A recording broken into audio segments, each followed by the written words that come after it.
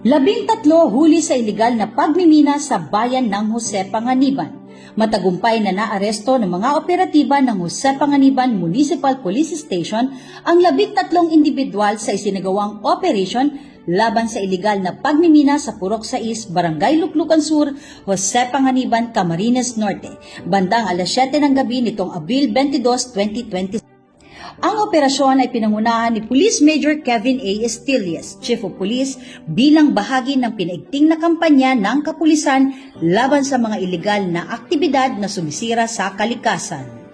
Naaktuhan ang mga sospek habang aktwal na nagsasagawa ng pagmimina ng walang kaukulang permit mula sa Department of Environment and Natural Resources, Mines and Geosciences Bureau na malinaw na paglabag sa Republic Act No. 7942 o ang Philippine Mining Act of 1995. Karamihan sa mga naaresto ay mga residente ng bayan ng Jose Panganiban at karatig bayan ng Ilabo, Camarines Norte.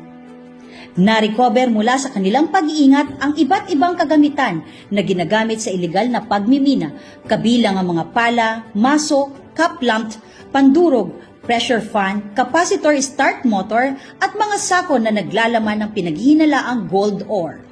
Agad na ipinaalam sa mga sospek ang kanilang mga karapatan sa wikang kanilang nauunawaan at ganun din ang kanilang pagkakaalam alinsunod sa umiiral na batas.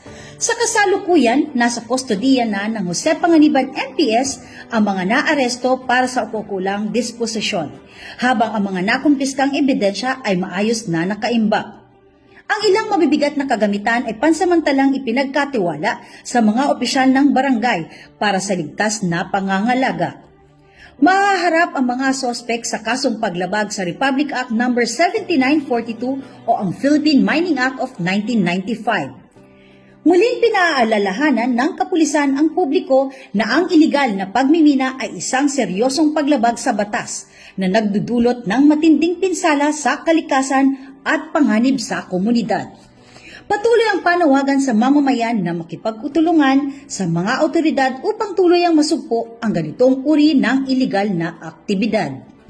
Mula sa Camarines Norte Police Provincial Office, ako po si Police Staff Sergeant Cecilia Caudilla, nag-uulat para sa Police News Network. At ito ang bagong PNP para sa bagong Pilipinas. Serbisyong mabilis, tapat at nararamdaman. Lingkod sa bawat Pilipino at magbibigay ng tamang impormasyon para sa tahimik at maayos na Pilipinas. Police News Network, alagad ng batas, tagapagtaguyod ng balitang pulis, sandigan ng mamamayan, patnubay ng katotohanan.